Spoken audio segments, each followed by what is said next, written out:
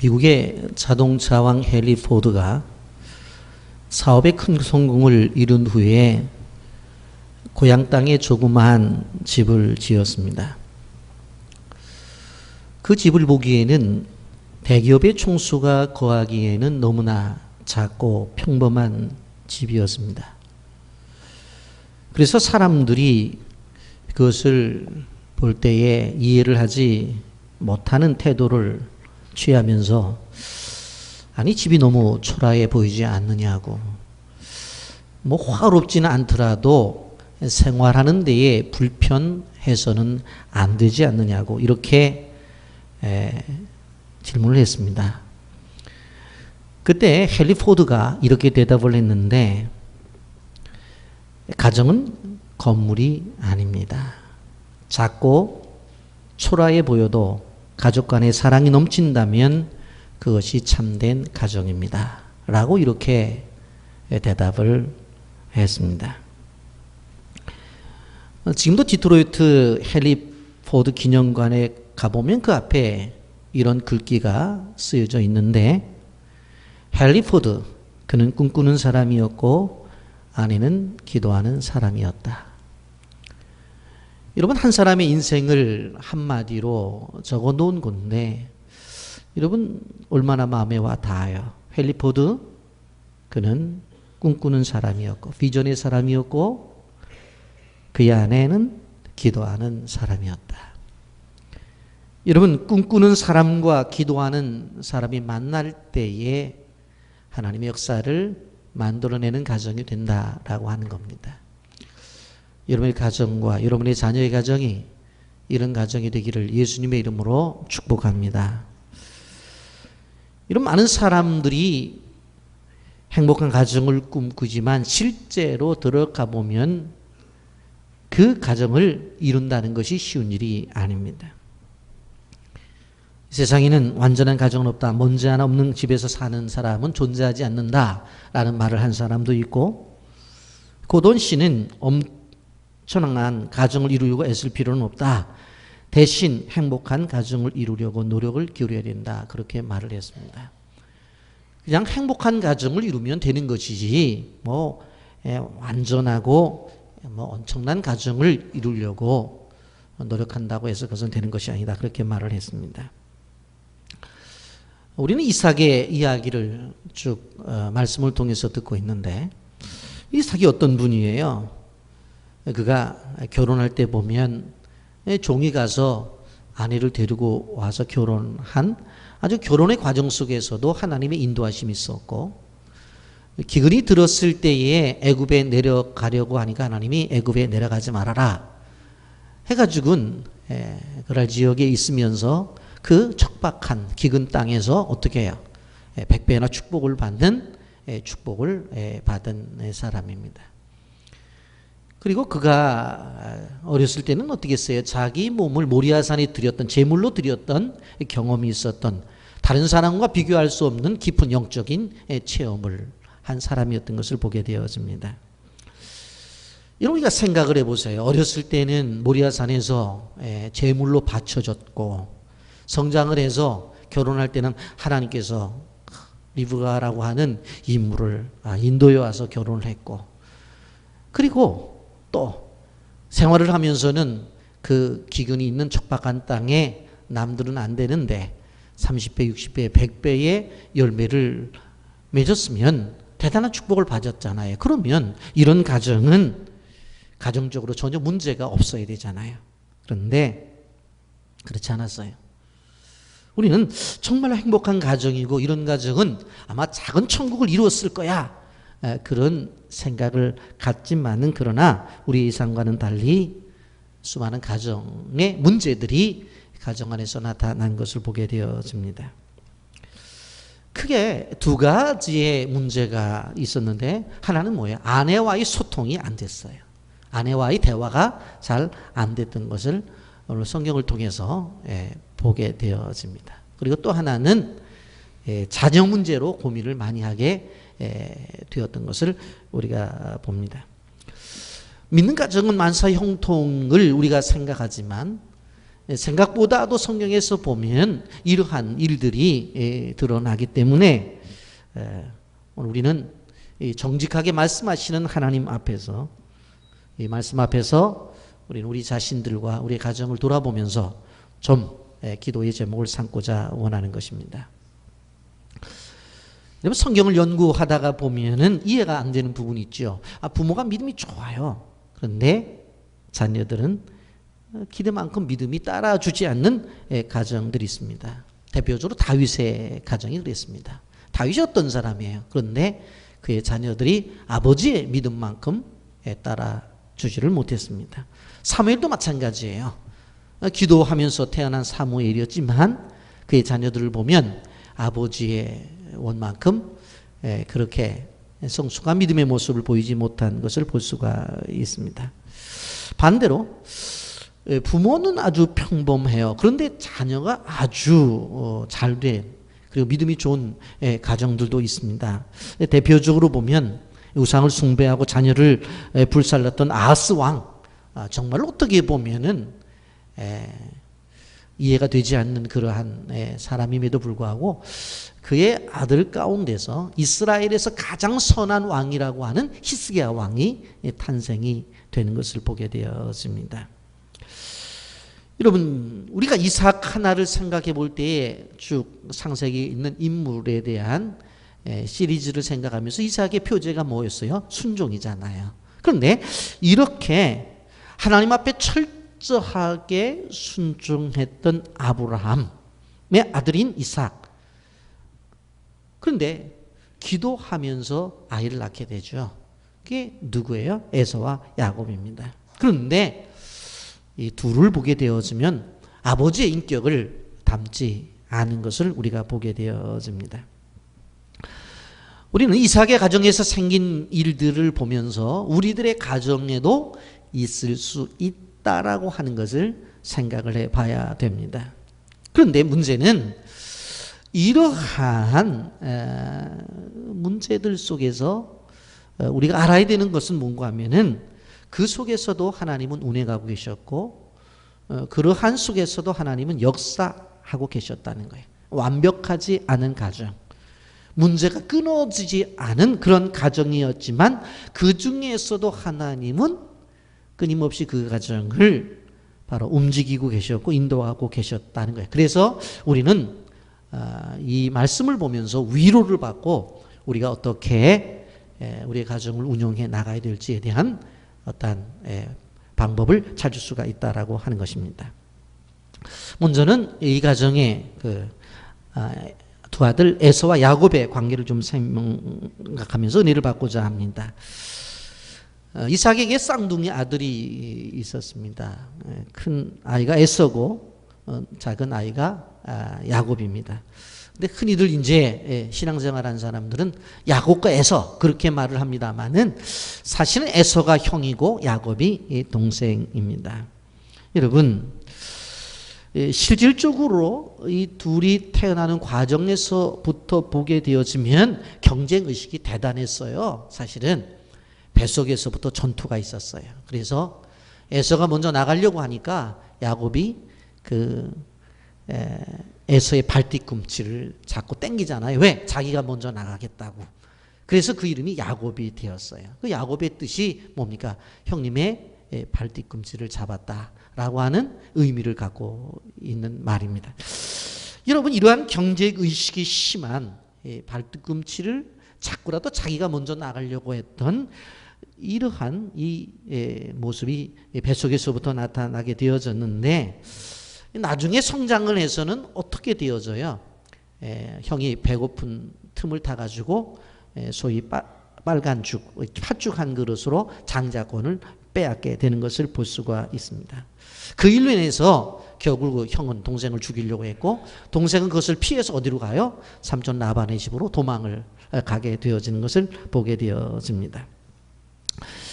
여러분, 이런 과정 속에서 창세기 27장 41절에 보면 이제 이삭이 나이가 들어서 이제 하나님의 때가 가까이 왔다고 느껴졌을 때에 이제 큰 아들에게 축복을 해 주려고 하는 장면이 나타나는데 그때 누가 가로쳐요? 야곱이 가로채잖아요. 그래서 나타난 말씀이 41절에 이렇게 말합니다.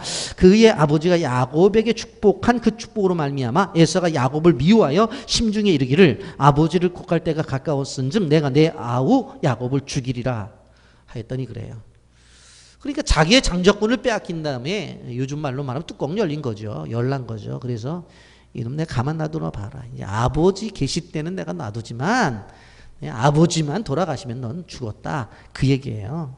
그 얘기예요.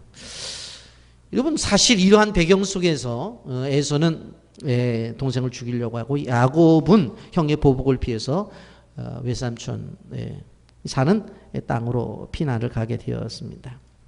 여러분 이 형제 보세요. 속임이 있잖아요. 형제간에 속이잖아요. 형도 속이고 아버지도 속이고 그리고 또 형이 가지고 있는 축복을 훔치잖아요. 자기 것으로 만들잖아요. 그리고 자기가 빼앗겼다고 하는 에서는 동생을 또 죽이려고 하잖아요. 이게 이삭의 가정이 가지고 있는 현실이에요. 그러니까 은혜를 받고 믿음의 생활하는 이 은혜 받은 이삭의 가정 속에서 나타난 현실을 보십시오. 여러분 이삭도 자신은 믿음을 가지고 모리아산에 제물로 드려지는 자기를 내놓는 그런 헌신이었지만 이 아내 문제만큼은 그리고 아들 문제만큼은 어떻게 컨트롤이 안 되는 거예요. 여러분 그래서 서로들 속고 속이고 뭐 죽이겠다고 난리를 피는 거예요. 여러분 이삭만 그래요? 다윗을 보세요. 다윗의 아들 가운데 암논이라고 하는 아들이 있는데 이복 여동생인 다말을 너무너무 사랑했어요. 그래가지고는 어떻게 해요? 이 다말을 성폭행을 합니다. 그래서 그 일로 인해 가지고 친오빠이던 압살롬이 암논을 어떻게 죽여요. 그러니까 다윗의 자녀들 가운데 형제 가운데서 성폭행이 벌어지고 그 일로 인해서 바로 형제가 형제를 죽이는 살인극이 벌어지게 되는 거예요. 그리고 나중에 압살롬이 자신을 반역해서 아버지를 내쫓아 버리잖아요. 그 쫓김을 당하잖아요. 물론 나중에 압살롬이 죽임을 당할 때에 다윗이 아버지 입장 속에서 내 아들 압살롬아 내 아들 압살롬아 눈물을 흘리면서 기도를 한 건 분명합니다만은 자녀 교육을 한다는 것이 이렇게 어려운 거예요. 다윗이 어떤 사람이에요? 그런데 다윗조차도 자녀 교육을 완벽하게 성공했느냐라고 물어볼 때 거기에 대한 대답을 쉽게 할 수가 없다라고 하는 것입니다. 엘리 제사장의 자녀들은 완전히 더 타락을 했죠. 그래서 그들도 제사장임에도 불구하고 재물을 가져오는 것을 가로챘다가 결국은 같이 다 죽임을 당하는 그런 일이 벌어지는 거고 사무엘 선지자조차도 자녀 교육이 온전하지 못했던 것을 바라볼 수가 있습니다. 이런 그러므로 우리가 자녀를 믿음으로 잘 키워낸다고 하는 것 하나님의 사람으로 키워낸다고 하는 것은 이거는 엄청난 사명이고 축복이에요. 이거 쉬운 게 아니에요. 제가 이제 계속 말씀을 드리겠습니다만은 이건 그냥 저도 목사지만은 목사 집안에서 태어났으니까 장로 집안에서 태어났으니까 기도하는 권사님의 자제분이니까 그런 것으로 되는 문제가 아니라는 거예요. 이거는 그런 것으로 되는 게 아니에요. 그래서 자녀들이 정말 믿음으로 반듯하게 커서 믿음으로 세워진다고 하면 더 나아가서 부모는 믿음이 별로 없는데 애들이 더 믿음이 좋아. 그런 집 있으면 저녁에 가서 애들 앉혀놓고 절하세요. 정말 그런 거는 귀한 일이에요. 쉬운 일이 아니에요. 여러분 한번 생각해 보십시오. 이삭에게 이 야곱 속이는 아들, 형의 것을 탈취하고 빼앗는 아들, 그리고 아버지도 속이는 그런 아들이잖아요. 근데 이러한 아들임에도 불구하고 하나님은 에서를 선택한 것이 아니라 야곱을 선택하셔서 그를 끊임없이 하나님 나라의 일꾼으로 삼고 하나님 나라 확장을 위해서 그를 쓰셨다라고 하는 것입니다. 태어나기 전에 지명하잖아요. 뱃속에 있을 때에 큰 자가 작은 자를 섬기리라. 여러분, 우리는 기억해야 될 것이 무엇인가 하면 지금 현재 부모 속을 썩이고 뭐 형과 아버지를 속이고 자기 입속만 챙기고 그리고 때가 되니까 집안 놔두고 도망간 이 아들을 통해서 역사하시는 하나님을 우리가 본다고 한다면 오늘 우리가 무슨 생각을 해야 돼요? 우리들 가정에서 엄마 아버지 속썩이고 또 힘들게 하는 자녀가 있을 수 있어요. 효도는 저리 가고 속이나 안 썩였으면 좋겠어요. 그런데 중요한 것은 절대로 그러한 현실 속에 있다 할지라도 그들을 향한 하나님의 비전을 포기하지 말라는 거예요. 절대적으로 그들에게 하나님이 비전이 없는 것이 아니라고 하는 것을 알아야 돼요. 하나님이 어느 때 어떻게 역사하실지를 모른다는 거예요. 여러분, 사실 이삭이 진짜 좋아하는 아들은 사내다운 에서였습니다. 창세기 25장 28절에 보면은 에서가 사냥꾼이었기 때문에 이삭이 에서를 사랑했다고 말을 했죠. 그런데 반면 야곱에게는 그다지 관심이 없었어요. 여러분, 그런데 이삭이 에서에게 더 관심이 있었는데 하나님은 에서에게 관심 있는 것이 아니라 누구에게 관심이 있어요? 야곱에게 관심이 있었다는 거예요.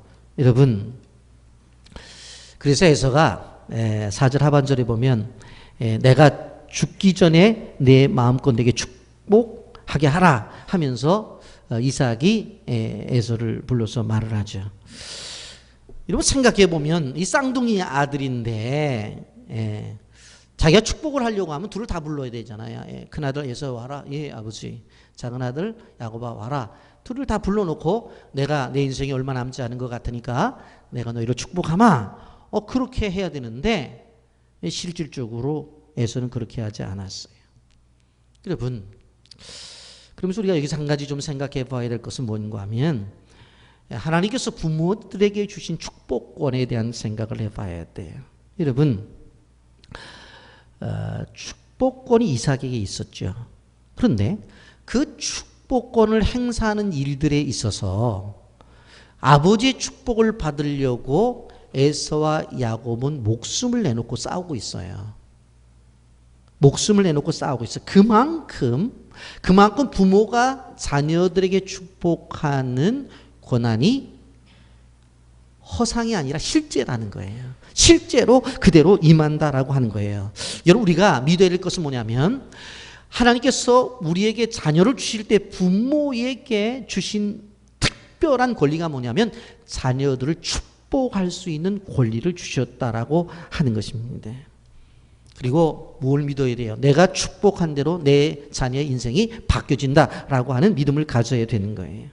여러분, 29절 말씀 보면 야곱을 향한 이삭의 축복이 그대로 미래의 성취가 되죠. 만민이 너를 섬기고 열국인에게 굴복하리니 너를 축복하는 자는 복을 받기를 원하노라. 그렇게 말씀하고 있습니다. 여러분, 부모로서 자녀들에게 제일 많이 해줘야 될 게 1순위가 뭐냐면 축복을 많이 선언하는 거예요.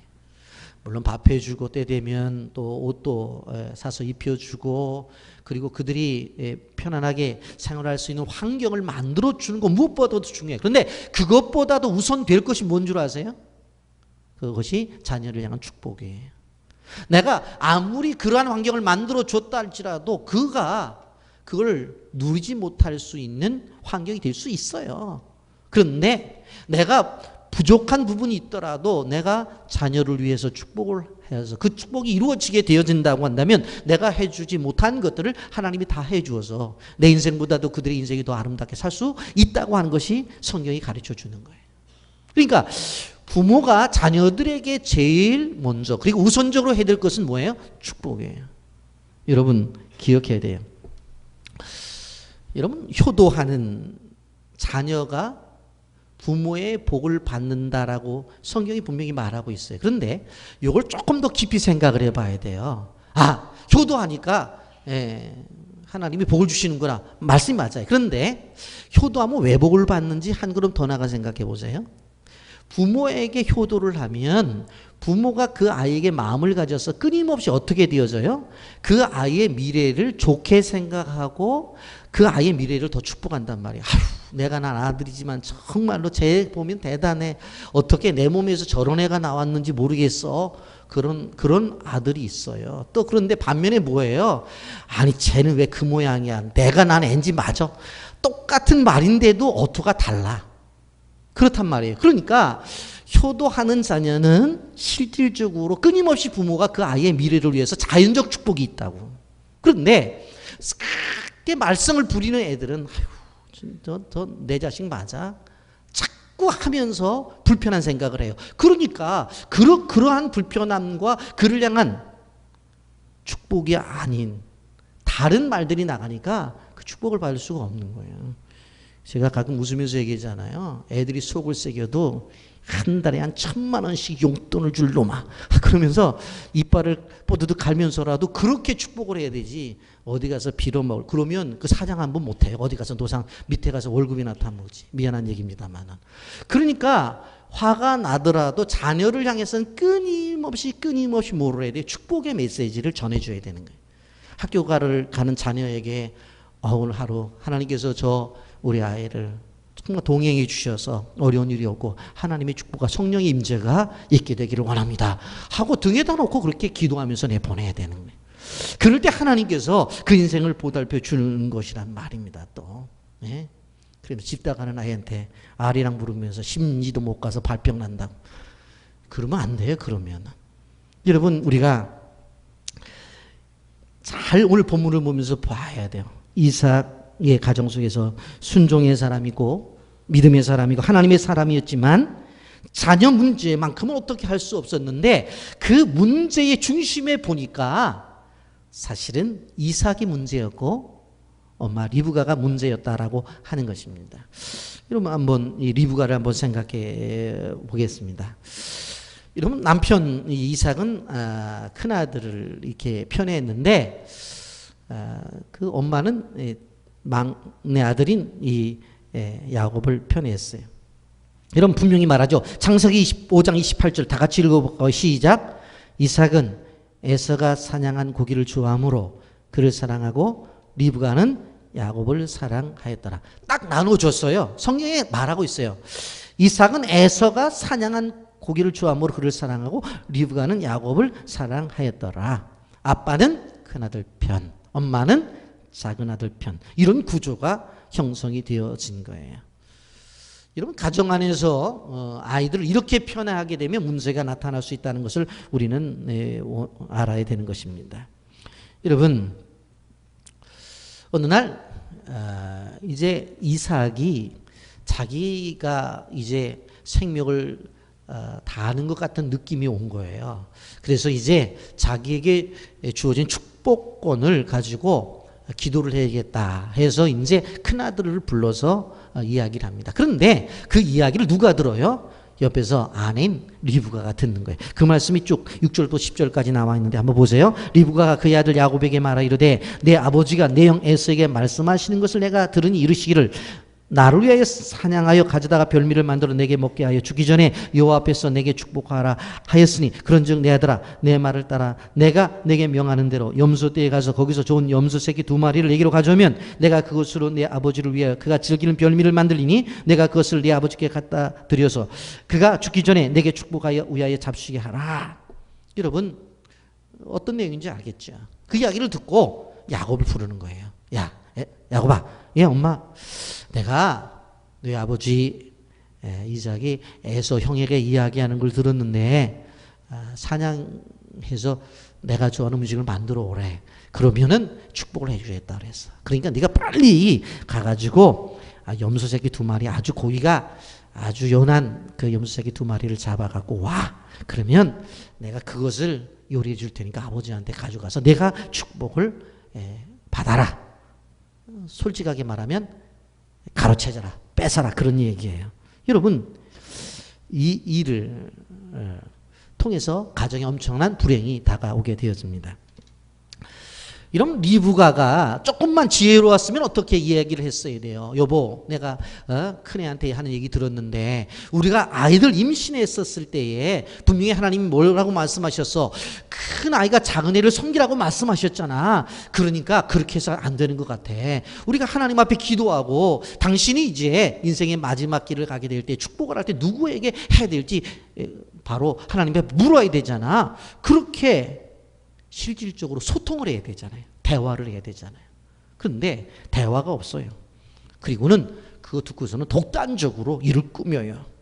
그러니까 이삭이 믿음의 사람이었지만 실질적으로 이 가정에 부부 간의 대화가 잘 안 됐어요. 그리고 아주 중요한, 정말로 무지하게 중요한 이 일조차도 대화가 없이 혼자서 이삭은 이삭대로 리브가는 리브가대로 독단적으로 행동하는 것을 볼 수가 있습니다. 리브가가 남편을 속이지 않고 남편을 설득했다라면 어떻게 되었을까 하는 생각을 가집니다. 굳이 남편에게 이야기하지 않더라도 하나님 왜 이런 일이 벌어집니까? 더 좋은 방법이 있지 않습니까? 하나님 분명히 우리 아이들 태중에 가셨을 때에 큰아이가 작은 자를 섬기리라고 말씀하셨는데 이게 어떻게 된 겁니까? 그리고 무릎을 꿇고 기도를 해야 되잖아요. 그런데 여러분 보세요. 리브가 어떻게 했어요? 큰 아이의 옷을 갖다가 작은 아이 야곱에게 옷을 입혀요. 그리고 염소 새끼 털을 뜯어다가 에서는 좀 털이 좀 났었고 야곱은 털이 없었단 말이에요. 그냥 털을 또 다 붙여요. 예? 인간적인 꾀를 쓰잖아요. 그리고 아버지 입맛을 아니까 어떻게 해요? 자기가 요리를 했다 줘요. 갖다가 바치라는 거예요. 목소리가 이상하다 그랬더니 아이고 감기 들렸어요. 그렇게 하라고 다 가르쳐 주는 거예요. 가르쳐 주는 거예요. 15절부터 17절까지 보세요. 이렇게 말씀합니다. 리브가가 집 안 자기에게 있는 그의 맏아들 에서의 좋은 의복을 가져다가 그의 작은 아들 야곱에게 입히고 또 염소새끼의 가죽을 그의 손과 목에 매끈매끈한 곳에 입히고 자기가 만든 별미와 떡을 자기 아들 야곱의 손에 주니 그랬어요. 큰아이 옷 갖다가 입히고 그리고 염소새끼 가죽의 연한 부분 갖다가 붙여서 털 나는 것처럼 하고 음식 만들어 주고. 여러분 만약에 엄마가 이렇게 충동적인 제안과 행동을 안 했더라면 야곱 혼자 할 수 있었을까? 한번 생각해 보세요. 야곱 혼자 이걸 할 수 있었습니까? 여러분 제가 볼 때는 쉽지 않았을 거예요. 그랬을 때 야곱이 뭐라고 말해요? 12절에 아버지께서 나를 만지실 때인데 내가 아버지의 눈에 속이는 자로 보일지라 복은 고사하고 저주를 받을까나이다. 이거 안 됩니다. 아무리 그래도 아버지가 어떻게 그걸 구별을 못하겠습니까? 그리고 만약에 잘못돼갖고 저주받으면 어떡하죠? 그랬더니 뭐라고 말해요? 여기 보면 13절에 이렇게 말합니다. 어머니가 그에게 이르되 내 아들아 너의 저주는 내게로 돌리리니 내 말만 따르고 가서 가져오라. 야 저주 받는다면 내가 다 받을게. 받는다면 내가 다 받을게. 너 걱정하지 마. 그리고 빨리 가서 염소 잡아와. 그렇게 이야기를 하는 거예요. 여러분 리브가의 대답인데 이 대답도 무지하게 중요한 거예요. 왜 성도들의 입에서 나오는 말은 무지하게 중요한 거예요. 여러분 그대로 되어져요. 리브가의 저주가 임해요. 어떤 저주가 임해요? 이 일이 있은 다음에 야곱이 삼촌 라반의 집으로 도망을 가잖아요. 20년 만에 돌아오는데 돌아오기 전에 리브가가 죽어요. 그러니까 그렇게 사랑하는 아들을 평생에 이후에 봐요 못 봐요? 보지를 못해요. 그렇게 사랑하는 아들인데도 이게 바로 어떻게 보면 저주예요. 보면 여러분 우리가 핑계대는 말이든 장난삼아 하는 말이든 농담이든 간에 절대적으로 스스로나 가족에게 저주하는 말을 해서는 안 돼요. 내 인생이 내 왜 이 모양이야 그렇게 말해도 안 돼요. 내 인생은 행복할 거야. 오늘은 힘들지만 그러면서 끊임없이 다른 사람을 향해서 축복하고 다른 사람을 향해서 축복의 말을 전해야 되는 것이지 자기를 향해서나 다른 사람을 향해서 그런 말을 해서는 안 돼요. 여러분 리브가는 사실 아이를 가졌을 때에 평생 기억을 했었을 거예요. 왜? 하나님께서 분명히 큰 자가 작은 자를 섬기리라고 말씀하셨으니까. 그렇기 때문에 에서가 축복을 받는 그 모습을 바라보게 되어질 때에 이건 아니잖아. 분명히 애들을 임신했을 때 하나님 그렇게 말씀하셨잖아. 그러니까 이거는 잘못된 것이야 해서 의도적으로 하나님의 뜻을 성취하기 위해서 온갖 수단과 방법을 동원할 수 있습니다. 그런데 여러분 우리는 여기서 한번 생각해 봐야 돼요. 그렇다고 한다면 이 리브가의 모습이 신앙적이냐라고 하는 거예요. 하나님의 뜻을 이루기 위해서 그렇게 했다면 이것이 신앙적이냐? 한번 생각해 보세요. 그런데 신앙적이라고 하면은 큰아들이 상처를 받잖아요. 그리고 그의 남편 이삭이 큰 상처를 받잖아요. 형제간에 죽이겠다고 그러잖아요. 그런데 어떻게 하나님의 뜻이 이루어지는 현장 속에서 이런 일이 벌어져요? 그런 건 아니라는 거예요. 여러분, 어떻게 보면 믿음의 가정이 풍지박산이 난 거예요. 사실은 둘째 아들이 못 살고 도망을 가서 삼촌 라반의 집에 가서 얹혀 살잖아요. 여러분, 우리가 믿는 하나님은 이러한 인간적인 방법을 동원하지 않더라도 하나님이 생각하고 계획하신 것들을 이뤄내실 분이라고 하는 것을 우리는 기억해야 되는 것입니다. 여러분, 이 이삭의 집안은 이 리브가가 인간적인 수단과 인간적인 방법과 꾀를 쓰고 속이는 바람에 걷잡을 수 없이 그 가정에 풍파가 임했다고 하는 것을 우리는 기억해야 돼요. 리브가는 잠잠히 하나님의 역사를 기대하면서 기다렸어야 됐어요. 그런데 인내하지 못했어요. 그리고 일을 벌렸어요. 그러니 온갖 어려운 일이 가정에 벌어졌어요. 여러분, 우리가 기억해야 될 것은 하나님의 시간을 기다리는 것, 인내하면서 참는 것, 무엇보다도 중요하다는 것을 우리는 기억해야 돼요. 하나님의 방법과 하나님의 시간을 무시하고 내 마음대로 했다가 큰 낭패가 온다고 하는 것을 우리는 기억해야 되는 것입니다. 여러분, 그래서 큰 사고가 난 거예요. 여러분, 그 과정이 왜 심각한가? 33절 34절 보세요. 이삭이 심히 크게 떨며 이르되 그러면 사냥한 고기를 내게 가져온 자가 누구냐? 내가 오기 전에 내가 다 먹고 그를 위해 축복하였은즉 그가 반드시 복을 받을 것이니라. 에서가 그의 아버지의 말을 듣고 소리내어 울며 아버지에게 이르되 내 아버지여 내게 축복하소서 내게도 그리하소서. 그렇게 말씀하잖아요. 무슨 내용입니까? 나중에 에서가 사냥한 고기를 가지고 왔어요. 그래서 아버지, 제가 왔습니다. 아버지가 좋아하는 노루를 잡아왔네요. 아버지가 좋아하는 사슴을 잡아왔어요. 와서 요리를 아버지가 백숙보다는 도리탕을 좋아해서 오늘 도리탕을 해왔습니다. 신나게 들어왔는데, 야, 얼마 전에 염소 잡아와서 아버지 드시라고 하고 그러고 축복해달라 해도 다 해줬는데 그게 너 아니어서? 그러는 거예요.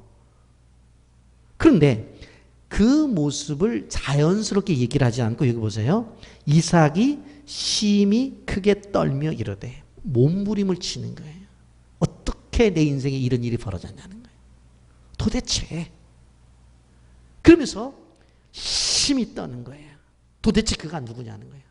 그랬더니 그 아버지 앞에서 에서가 아버지의 말을 듣고 소리내어 울면서 아버지 그 축복 내 건데 아버지 그 축복 내 건데 지금이라도 주셔야 돼요 하면서 울고 있어요. 여러분 보세요. 아버지는 지금 그 앞에서 막 부들부들 떨고 있고 그 아들은 그 앞에서 그 축복 내 건데 지금이라도 달라고 울고 있는 그 현장을 한번 여러분 생각해 보시라고. 여러분, 리브가는 자기 뜻대로 해서 이루었지만 남편 이삭은 엄청난 충격을 받았고 그의 큰아들도 상처를 받았잖아요.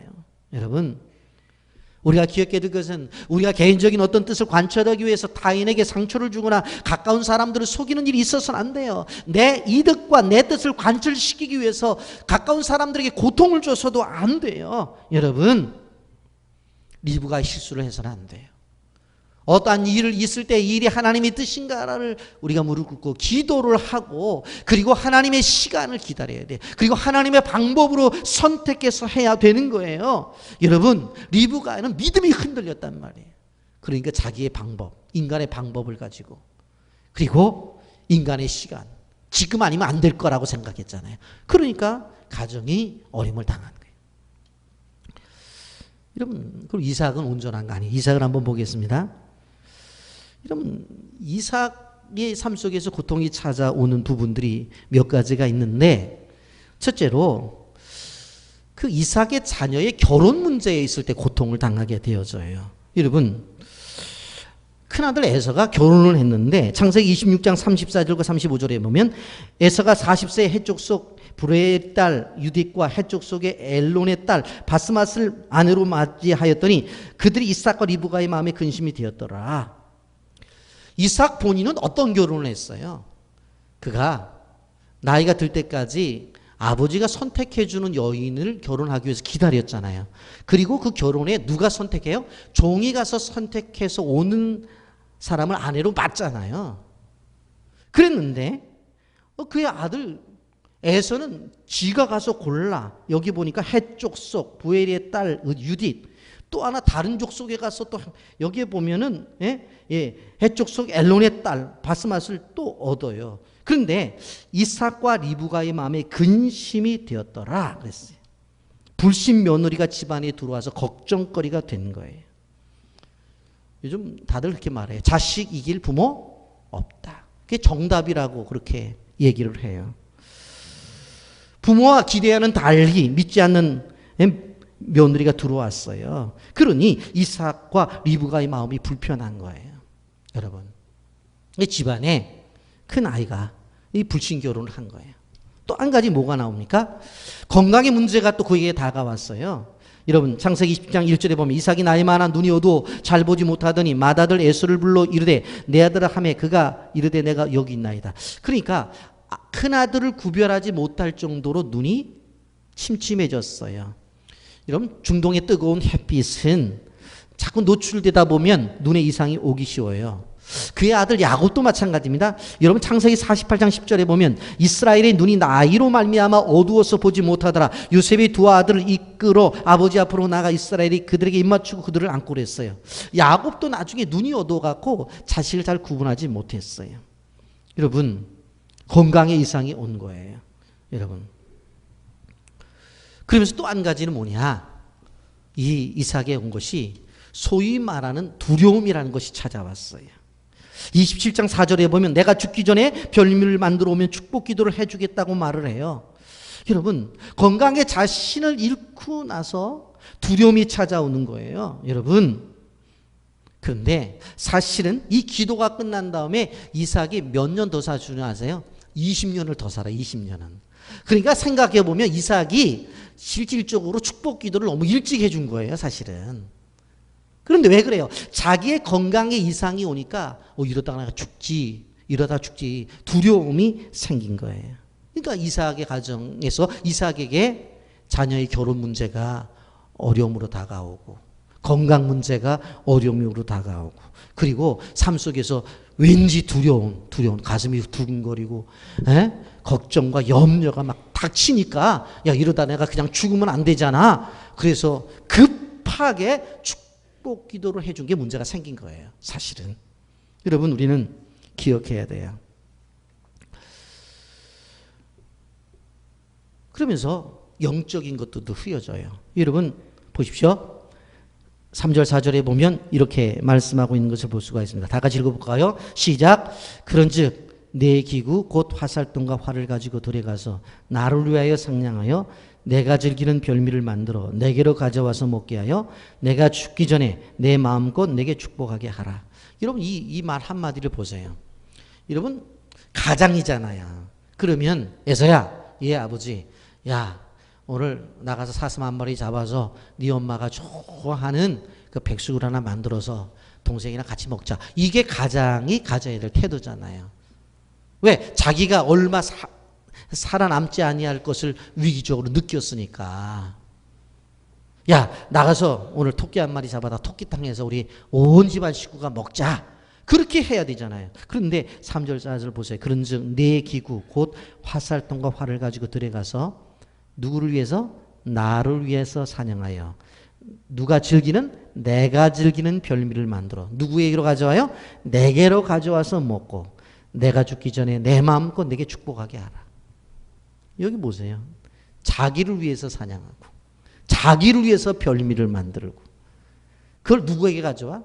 온 집안 식구가 모여서 먹는 것이 아니라 나 혼자 먹겠대요. 이게 남편 맞아요? 아버지 맞아요? 그러니까 이게 영성도 흔들리고 사회적 관계가 흔들리는 거예요. 여러분 이제 젊은 집사님들이 명절 끝나고 오면 저한테 그런 얘기를 해요. 아유 목사님 왜 우리 엄마가 자꾸 애가 되는 것 같아요. 그 말이 뭔 줄 아세요? 자기밖에 모르는 거예요. 자기밖에. 나이가 들면 들수록 뭐예요? 분별력과 이런 것들이 희미해져요. 그래서 자기밖에 몰라요. 자기밖에. 그래서 나이가 들수록 여러분들 의도적으로 자꾸 베푸는 연습을 해야 돼요. 자꾸 나눠주는 연습을 해야지. 안 그러면은요, 이 손이, 노인의 손은요, 이렇게 움켜쥐기는 잘 되는데 펴지지를 않아, 잘. 이게 생활 속에도 마찬가지가 되는 거예요. 여러분, 그래서 꼭 기억해야 될 것이 무엇인가 하면, 우리가 나이가 들수록 자꾸 나눠주는 것들이 더 많아져요. 그런데 여기 이삭이 뭐예요? 야, 나를 위해서 사냥하고 나를 위해서 음식을 만들고 내가 먹도록 나한테 가져오고 그러고 자기만을 생각하는 거예요. 여러분 이 모습을 보면서 어떤 생각을 해요? 하나님은 쌍둥이 아들 가운데 둘째 야곱을 선택해서 축복해 주기를 원하셨어요. 그런데 이삭은 하나님 아버지의 뜻을 캐치하지 못해요. 그냥 자기가 사랑하는 아들 에서, 자기에게 고기 잡아다 주는 에서, 늘 자기와 함께하는 에서, 그런 에서만을 생각했다는 거예요. 이것이 치명적인 실수예요. 하나님께서 이 하나님의 나라를 위해서 누구를 선택하고 하나님께서 하나님의 나라를 위해서 누구를 사용하실까에 대한 관심이 없는 거예요. 여러분 우리는 기억해야 돼요. 몸이 노쇠할수록 더 정신이 맑아지고 분별력이 그리고 지혜가 더 빛나도록 우리가 기도해야 된다는 것을 기억하시길 바랍니다. 그런데 이삭은 믿음의 사람임에도 불구하고 바른 분별을 가지 못했습니다. 인간의 생각에 빠져 있었어요. 자기 생각에 빠져 있었어요. 그리고는 하나님의 뜻을 나타냈지만 깨닫지 못해요. 여러분 하나님의 사람임에도 불구하고 그럴 수가 있다라고 하는 거예요. 여러분 이삭이 믿음 좋은 집안 출신이에요. 아버지가 누굽니까? 아브라함입니다. 그 어느 집안에 견주겠어요. 또 재산도 많았어요. 아버지 재산도 많았고 자기 재산도 많았어요. 집안 좋았단 말입니다. 그런데 여기 보면 어렸을 때는 하나님의 말씀 묵상하고 살았는데 나이가 들어서는 에서를 향한 편애 때문에 모든 것이 상실되어지고 말아요. 여러분 우리가 세상을 살아가면서 이것이 하나님의 뜻인지 우리가 생각하는 것인지 혼란과 갈등을 가질 때가 많아요. 그럴 때 어떻게 해야 돼요? 그 뜻을 분별하는 것은 뭐예요? 하나님 앞에 기도하는 거예요. 여러분 우리가 이번 주 화요일부터 이제 특별 새벽 기도회가 진행이 되어집니다. 우리의 삶 속에서 수많은 결정해야 될 문제들을 기도하지 아니하면 이러한 이삭의 잘못된 모습을 따라갈 수 있다고 하는 것을 우리가 알아야 되는 거예요. 그러면 가정이 걷잡을 수 없는 혼란이 빠져요.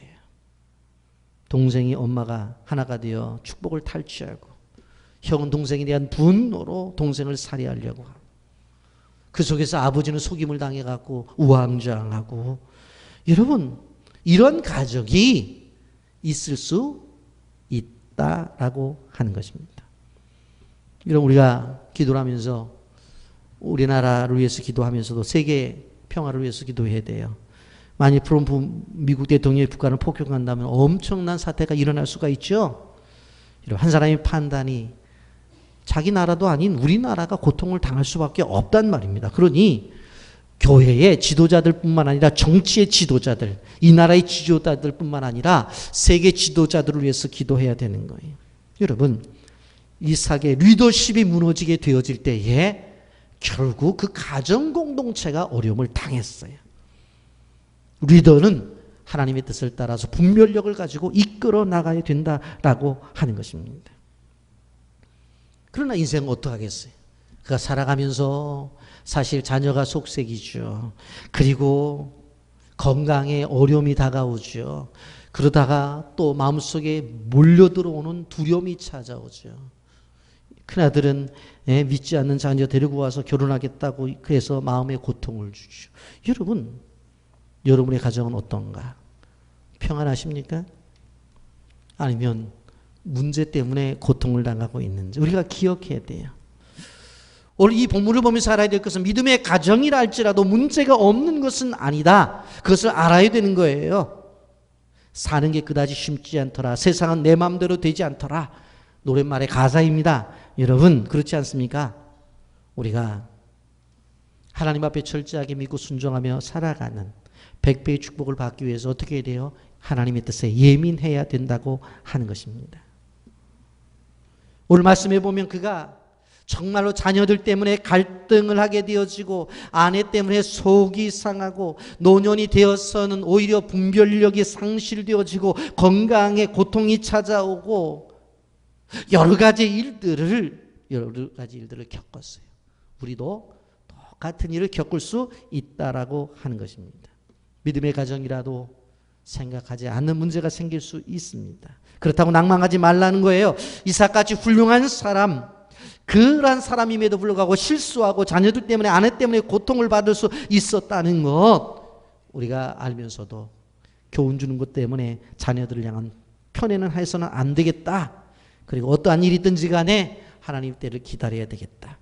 이제 이번 주 화요일부터 특별 새벽 기도회가 시작이 되어집니다. 여러분, 이 새벽기도 주간에 이 말씀을 들으면서 좀 여러분 여러 가지 기도 제목 가운데 한 가지를 더 추가했으면 좋을 것 같아요. 하나님, 내가 분별력이 있는 사람이 됐으면 좋겠다. 내가 부모로서 정말 하나님의 뜻을 찾아서 따라가는 그러한 리더십을 가진 부모가 되었으면 좋겠다. 그래서 우리 가정 안에서, 우리 교회 안에서 하나님 주신 은혜를 누리며 살면 좋겠다. 여러분, 생각을 하면서 우리가 이제 40일 특세를 시작하기를 예수님의 이름으로 축복합니다. 아멘.